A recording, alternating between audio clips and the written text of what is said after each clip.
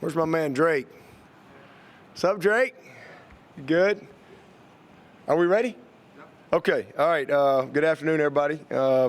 Just a couple quick comments. First of all, just excited to be here and be a part of this great game at this great venue. I mean, what an awesome opportunity to come up here and play in this stadium, and just thankful for the blessing to be in the game. It's one of the things I told our team. I have a great appreciation, for the experience that not everybody gets. To be able to experience being in a game like this is a real blessing, and I'm thankful for it. It's something when I was a player I dreamed about, and I got a chance to experience that as a player. Played in the first ever championship game in the SEC championship in '92, and then to win a national championship as a player, and then as a young assistant coach, this is what you dream about, to be in championship games. And so to have an opportunity to do this, I just really appreciate it. And again, I'm just thankful for it. And I probably have more appreciation now than I ever have, just because, there's 17 teams in this league. And to be one of two, I just know how hard it is to get to this podium. And so I just greatly appreciate the opportunity, and I'm proud of our team. To be one of two teams to get here outright is awesome. And so it's been just a fun time, getting a chance to prepare. This is two great teams that are going to battle it out for one trophy. Man, congratulations to Rhett and SMU. We actually have the same agent, so we've had some fun with that this week. Those guys have been kind of quiet, but I got a lot of respect for him, and what an awesome job that he has done this year. So just ready to get to work. I don't think we've played our best football yet. I think we're still a team that's improving, and I think that's a good thing as we head into postseason. So excited about the opportunity, and again, look forward to a great environment, and I appreciate all the work that everybody puts in to getting this venue set for this great game. Any questions? Questions? Raise your hand. Let us get the handheld mic to you. Let us know who you are and who you're with. First question.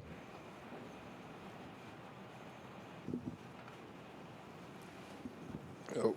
Hey, this is Jeremy Grandison from ESPN Charlotte Radio. Dabo, could you just recap the season that you guys have had, what led to you guys getting here, and how excited you are to kind of finish this season off or maybe have another game going after this one? Yeah, I mean, this is where everybody wants to be when you start your season, and you go play it out, and you count them all up at the end, and there were no tiebreakers, which is unusual for a 17-team league, but the way we got here is just one day at a time. The guys, handled some success, they handled some adversity, and they just kept going. But we went undefeated on the road and went 7-1 in the league. And we didn't accomplish all of our goals that we had in the regular season, but it's really all about this. Whether we were 12-0 or 9-3 right now, you've got the same goal and the same opportunity. That's to win your league. And so I think we're much more battle tested. I think we've gotten better. Again, we've been close. I thought we were really close last week to playing maybe our best football. But again, we're not a team that has reached its potential yet. And so having said that, and to be in this game, I'm proud of them. And again, I know it's not easy to get here. So they've just put in a lot of work. We've overcome some challenges along the way, just like all teams. I think SMU's been the best team in this league this year. And, again, when you play all your games, we all get 8 of them. We were the second best. So we'll get a chance tomorrow night to see who's the best.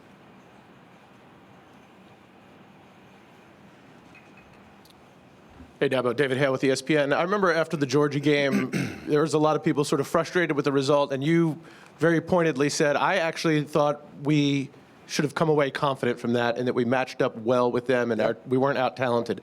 I'm wondering how you feel like this team today is different than that team after week one and how that talent has shown up and grown and developed since then. Yeah, just more battle-tested. And, again, that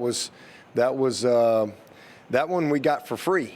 Because, these schedules are done way in advance, and that was It's not often. I mean, usually when you play the number one team in the country, you got to earn your way there, and that on that stage, neutral game, a playoff environment, and 6-0 game. I mean, we missed some real opportunity. We hit the first big play in the game, and we got a guy, covered up on the line. We had another big play with a penalty. We had some drops, and then really in the third quarter, it was like 3 plays, busted plays, missed tackle. And next thing you know, a game like that, momentum in games like that are huge, especially early. But I thought we matched up physically.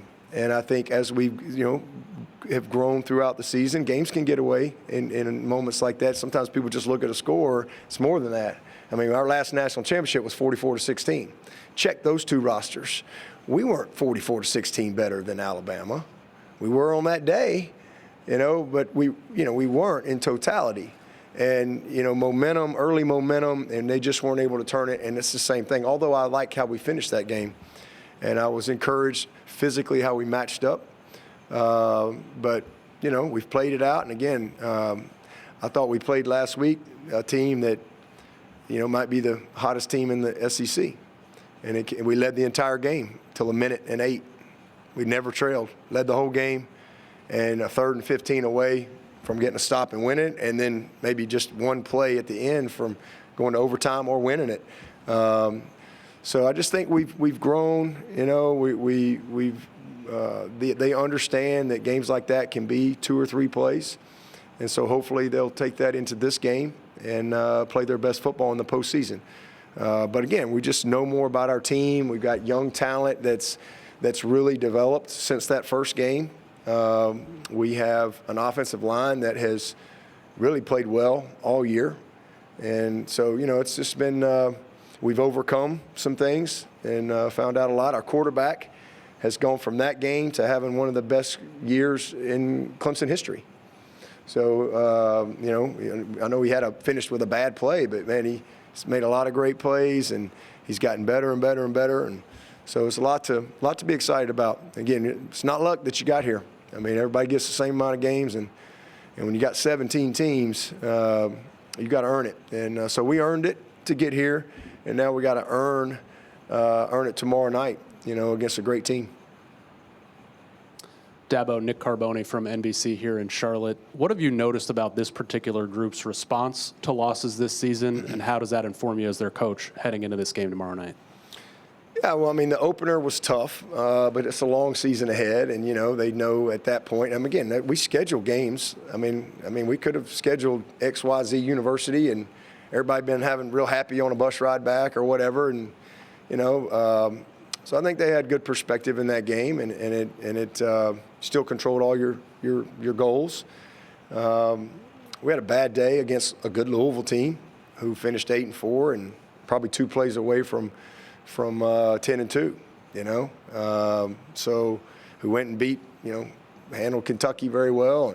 And they're a good team, but we had a bad day, and now you got to go on the road back-to-back weeks, 2 Virginia Tech, 2 Pitt. So they responded. They responded, as has the staff. I mean, you wish you could win every game and you go undefeated. Everybody wants to do that. I've had one undefeated team. I think there's one in the country. So the teams that end up here are the teams that can respond, teams that can block out noise, because especially when you're at a place like Clemson and you lose a game, people can lose their minds. So you have to be able to stay focused on what you control and get back to work. And so, again, to go to Virginia Tech and then to go to Pitt, that's not easy. And then to see, how we won and just their resiliency, I'm really proud of them. So they've just kept going and have grown, throughout the season and have earned the right to be here. Andrea Adelson with ESPN. Dabo, with the run defense maybe being a little bit more inconsistent than you would like, how important is that to see a more consistent performance against a team that runs the ball the way that SMU does? It's going to be as important as you can. I can't raise my hand high enough of importance, because they're really good. They got between the quarterback and the back. I mean, they're incredibly explosive, like rocket ships. 2 rockets sitting back there that can launch at any time. And so I think tackling is a premium. we couldn't tackle that quarterback last week. It's not that we weren't there. You just got to give him a lot of credit. And so tackling will be at an all-time premium, because you have to, and then just doing the little things that we need to do to stop the run. But they do a great job. They're creative. They'll play with some tempo. But they've got, like I said, both of those guys can take it the distance. So it's a huge challenge. Jeremy Darris, WYF-TV. Dabo, 2 years ago, this was kind of Cade's coming out game. How has he grown since that game against North Carolina here in Charlotte 2 years ago? And what have you seen from him that gives him that extra confidence to pull out another ACC championship for you guys tomorrow night? Yeah, night and day. Not anywhere near the same guy. He was just a young kid running around out there. First of all, he's just physically totally transformed from when he was here at that time, and he's become a leader of the team. He was just trying to get the respect of the offensive guys. Now he's a leader, a clear-cut leader of this team. He's battle-tested. He's got a lot of experience under his belt. He's had some failure, which has made him better. He's faced some adversity, and at that time he really hadn't faced any in his whole football life, really. And now he's just a smarter, more experienced guy, and he's coming off a great season. Still a lot of room for him to improve. Last year's a first-year starter. He got better the second half of the season, but just too many negative plays and trying to do too much and things like that. And he's just really taken a huge step forward this year in all areas. I'm really proud of him, and then he's used his legs. Something that wasn't as natural for him last year, and then this year he's made some huge plays. He's been a difference maker for us. Both throwing the ball, making decisions at the line of scrimmage, and then also with his legs, both design, run, and creating. Hi, Coach. Doug Parrish with Football Organically. With the inaugural season of the college football playoffs and the committee rankings and a lot of what-if scenarios, what are you telling your team specifically to keep them focused? Honestly, I think having this opportunity is all they needed to be focused. They know, that what their opportunity is, win this game. So, we have to win the game for sure to have an opportunity. I think SMU should be in no matter what, but we have to win it. So this is the first round of the playoff for us. That's how we have to look at it, and this is a goal. The season is over. Now you're into the postseason, and you're where you wanted to be. Doesn't really matter what's happened behind you. It's all about this opportunity. So, it's been pretty easy to get them focused on what they're trying to do, because this is what they've worked for since January. Hi, Coach. Adam Limaris, Herb FM Sports Radio. Just talk about the news that you probably heard about. Bill Belichick has applied to become the next head coach of the North Carolina Tar Heels. I don't know. I don't know much about it. That'd be quite a story. So that's about all I know. I don't have any other comment on that. Hey, Coach, this is Grayson Mann with TigerNet. Oh, hey, Grayson. Hey, you're facing once again another potent pass rush with SMU. Just how important last week was it to get that starting five back and for them to get the reps against what was an NFL defensive line against South Carolina? Yeah, the only sack they had was they were offside. They didn't call it, but they were offside. So up the middle there. But, I thought we did a great job. I mean, they really, held up well, as they have all year. We've seen some great – we've seen – I'm going to tell you, all the way back to this Stanford D-line, that might be as good a group as I've seen. We've seen a bunch of great D-line. We'll go up to Virginia Tech.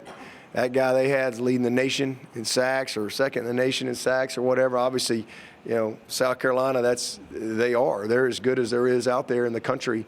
But, man, our guys have held up all year. So certainly getting those guys back has been huge. And then I think that's a great side note and story to this group, to this team is how they overcame some crazy adversity, especially with, thankfully we came into the season with some depth, and we're only losing one lineman.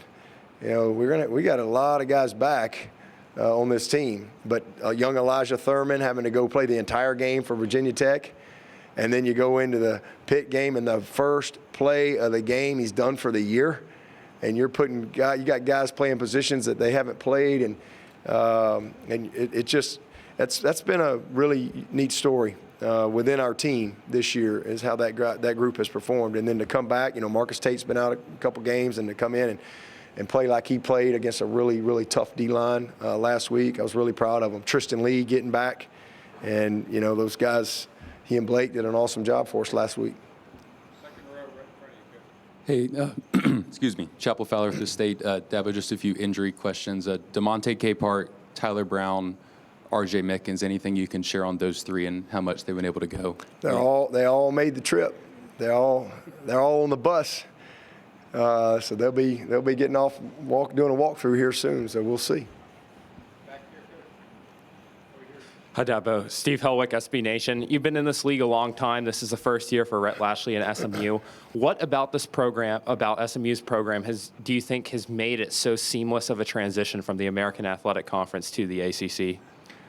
Bunch of good players, good coaches, but they got dudes. I mean, they got a great quarterback. They made the change at the quarterback, and obviously that's been a game changer for them. They have elite skill. Like all these guys that they're going to put out on the field offensively can fly. Like all those receivers, they got about 4 guys that they spread the ball out to. They can all really, really run. The quarterback's dynamic. He's the youngest guy they got, is the quarterback. The back is a rocket ship. We saw him at Miami last year. And then defensively, this might be the biggest D-line we've played. These guys are massive. They are huge, and they're all graduates. And something we were talking last week. Well, just because you're graduates and seniors don't mean you can have a bunch of graduates and seniors and they stink. These guys are really talented players. So that's why. I mean, and then Rhett's done a heck of a job. Good coach. They got all the things that you need to be a good football team, and they got great support. I mean, SMU and the enthusiasm that I think they brought into this league. I'm sure it'll be a great crowd tomorrow night, and that they're incredibly excited about the opportunity. But the weird thing is, Chad Morris left here in 2014 to go, and I think he got them back to their first bowl game before he left and took another job. And now here at that program, you look at where they are. Sonny Dykes came in there, and now Rhett come in. He's been awesome. He really has, and I've known him a long time. He's a very good coach. He's put a good staff together, but he'd be the first one to tell you they got good players that have bought in to what they're asking them to do. Dabo, you've coached in a bunch of these games, and you've got a bunch of players who were here just 2 years ago in this. Having gone through that, is the experience of having done it before a significant advantage for you, a small advantage for you? Because obviously for SMU, this will be a first time at this level playing in a game like this. I mean, if you look at Rhett's career, he's been in big games and stuff like that. I mean, it really is all about how you play on the day you play. I mean, it really is. I don't think it's a negative that Cade has played here and he's got good memories here. I don't think that's a negative, but it really is about how you play in these 4 quarters. And same thing. I mean, this is my 10th time in this game in 16 years.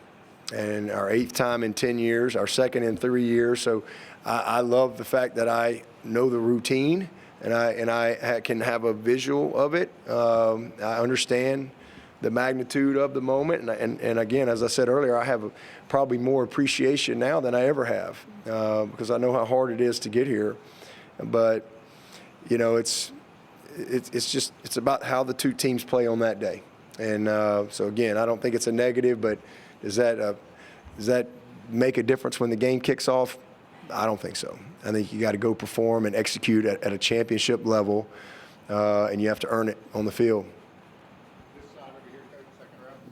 Hey, Dabo. Chris Idell from Herbison Radio in Baltimore. How you doing? Hey, Chris. Talk about your game against Louisville. You lost that home game against Louisville. How did you get the team still focused on me possibly being here, and you had a very lucky Syracuse team that beat Miami last week? Are you going to give him a free meal? That's the question. Well, I mean, you just go to the next game. I mean, you go to the next game. That's just what we do. And, you know, I mean, that's Sunday's still Sunday. Monday's still Monday. Tuesday's Tuesday. You just go to the next game. As a competitor, I mean, you know, I'd like to say, again, you don't want to ever lose a game. And these are young people. We're not perfect as coaches. You know, so you pick yourself up. You take ownership. You learn from it.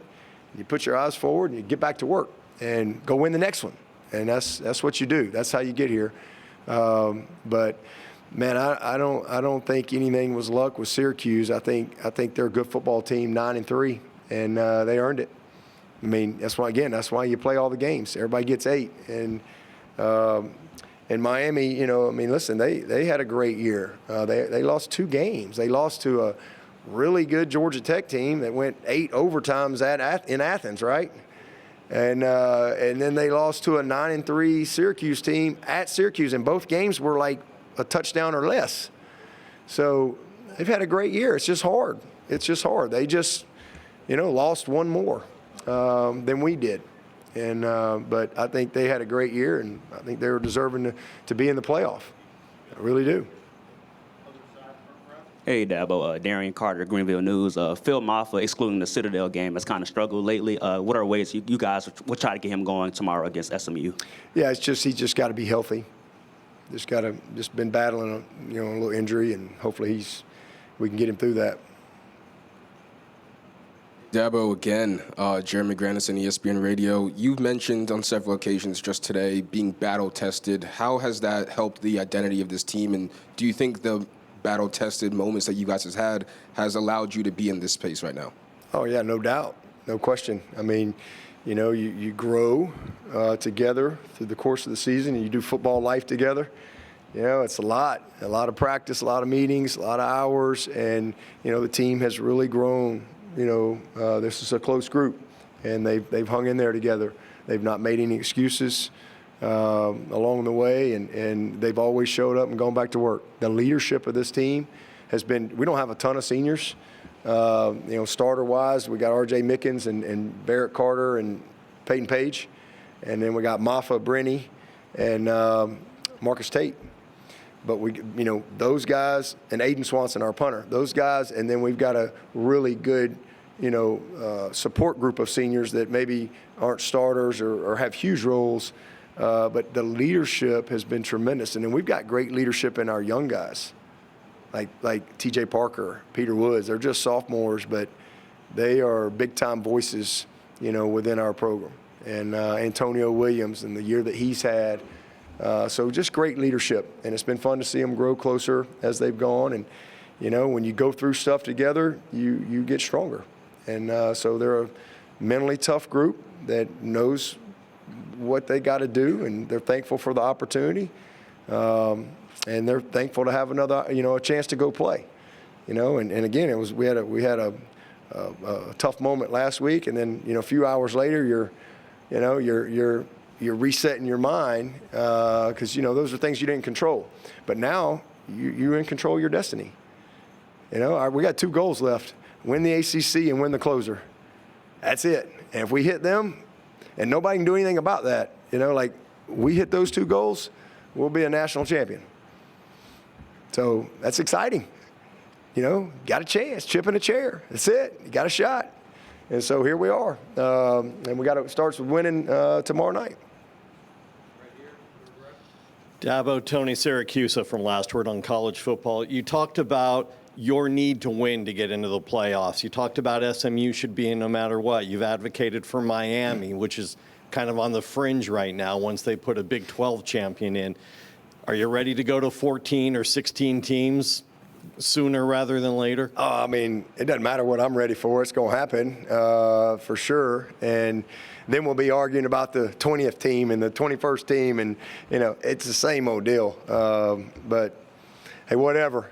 You know, I don't really worry about it. I just focus on my team and trying to get my guys ready to play and trying to build great men through the process. And, that's really what we try to do. And we've been very consistent at that. Hi, Coach Swinney, Jen Lewis, 3 Chicks in a Pod, New Stitched Media. What's that? 3 what? 3 Chicks in a Pod. 3 Chicks and a Pod. And New Stitched Media. Okay. And I was, on behalf of one of my correspondents, he's on his way, but he was wondering, when you faced a dual threat quarterback like Mr. Sellers last week, how has that prepared you for facing Mr. Kevin Jennings this week? Well, we've seen a bunch of them this year, actually. If you go back to, Beck runs better than people give him credit. He actually hurt us a time or two on a scramble, but that quarterback from Stanford, I think he got hurt. I don't think he finished the year. Is that right? But he was really, really good. So we've seen several guys throughout the years. Virginia Tech quarterback, we were really concerned about him. And the back that they had. So, you learn from each and every game. Sellers was probably, he made 2 just unbelievable individual plays and was the difference in that game. But, you learn from all of that, your rush techniques, all those type of things. But the bottom line is you got to tackle. We had 3 sacks last week, and if you really watch the tape, we had 7 if we could tackle, but we didn't get the guy on the ground when we had our hands on him. And again, I give him all the credit for that. He's just made a great individual plays. And but I think that the more you see that, the better you get. But it's hard. It's hard. These guys are special. I've seen a bunch of them come through here. All the way back to Lamar Jackson. Every time he had the ball, I just held my breath. Thank God we got him down again, because he could score anytime he had the ball in his hands. Or thank God he handed it to somebody else. So we've seen a bunch of those guys, but, this is a really complete offense. It really is. They do a nice job. They've got a lot of precision in their passing game. These are really good receivers. Tight end's a good player. And then the way they use their back, they haven't had to run the quarterback as much. They get him out of he's not a tall guy, so they get him out of the pocket quite a bit to create time in their routes, scramble opportunity in their routes, and opportunity for him to run. So they present, a really tough challenge. That's why they're, 8-0 in the league and have had the year that they've had. Carl Haywood with CSRA Press Sports. 2 questions. One, now that you got 3 new teams in the conference and you went to 17 teams, do you like it better without divisions? And the second question is, like you talked about before, you hit a low at the end of the South Carolina game, and then minutes later you hit a high knowing you're going to be in this game. How do you feel like your preparation has been in this week, changing that drastically? Yeah. Well, as far as the division, I was always a kind of division guy, but with 17 teams, it's hard. So I just think it's the right thing, to try to, because you don't play everybody. So I think it's just gives you the best chance maybe to try to get the 2 best teams. Now, you run into a million different tiebreaker potentially. Thankfully, that didn't happen this year. So, it is what it is. And then as far as the turnaround, we've had great preparation. Because again, you go sometimes in life, you really need to experience pain and the sting of defeat, to really truly grow or fulfill your purpose, right? Like it made me feel like 2016. We lost to Pittsburgh in 16 at home, and it was like, we were devastated. I'll never forget that because we thought we were out. And then all of a sudden, as the night went on, man, all of a sudden we still had a shot, and that I just remember as we got back to work, that pain that was in that locker room after that Pittsburgh game, I really think that fueled our team, to go on. And we obviously win the national championship, but I saw a lot of pain last week. And so, you know, the flip of that emotion, there was all of a sudden there's a lot of wind at our back, and we've had a great week of preparation. These guys have worked. They couldn't wait to get in there. I mean, it was, and I could feel it because I was, you know, just actually by myself watching the game on my phone, and then as soon as that guy jumped offside, my phone started blowing up, and I got 20, 30 players texting me. And you could just feel the energy and the enthusiasm. I went from what I was with in the locker room to now it was like, let's go, coach. You know, and now I'm thinking about my staff meeting on tomorrow that we weren't having. Now I'm thinking about my staff meeting. I'm thinking about practice plan, and it's been a good week. It's been a lot of fun, you know, to be in this game. I mean, again, there's 8 Power 4 teams that got a chance to practice this week. So we had signing day. I got to be at practice on a signing day. That was cool. You know, it's been a great week. Been a great week. Signed up a bunch of great new Tigers, and been able to practice football during championship week. That's a good thing. Coach, save the best for last. Hey, Dabo. Hey, Drake. How do you personally handle the pressure of championship games? Oh man, I just stand on my faith. You know, I just know that God never says oops. God never says my bad. I live my life that way. I'm not defined by a scoreboard. You know, other people may define me by that, but I'm not. I'm defined by, you know, who I am, and my identity is in Christ. And so I have strong faith in that. And I look at these moments as just great experiences, you know, and I always tell our players, man, don't let the pressure of the moment be greater than the pleasure of the moment. Like, this is a blessing, you know. Make sure that you really enjoy this, you know. And again, as I said, I have a great appreciation for just the opportunity and the privilege that a lot of people don't get. There's a lot of people that coach football and play football, and they never, ever get a chance to experience, you know, what it's like to be in an environment like this, what it's like to ready yourself for a moment like this, what it's like to be in a locker room with a group of people that have been together and done life, and they've grinded and they've worked, and now here you are, you know, and what it's like to win it. And I've lost the national championship too. I know what that's like, you know, but man, I would never give any of that up. You know, it's all good. And I just love having the opportunity to compete, you know, at the highest level. And I love having the opportunity to teach and to be able to use this platform, this game, because I think ultimately that's what I am. That's what we all are as teachers. And I got a bunch of great young people. So, you know, I just stand on my faith, you know, in everything that I do. And, you know, when I fail, when I succeed, I just try to keep my eyes on Jesus. And if you keep your eyes on Jesus, you know, you'll do what you need to do in the moment. And you're going to have some hard times. You're going to have some failures. And hopefully you're going to have some great times too. But I think when you keep your eyes on the Lord, it helps you keep perspective and helps you, you know, continue to keep on keeping on. Thank you, Coach. Okay. Thank you, guys. Appreciate it. Clemson will be practicing at 3:40, so there's no need to rush down there now. So the first 15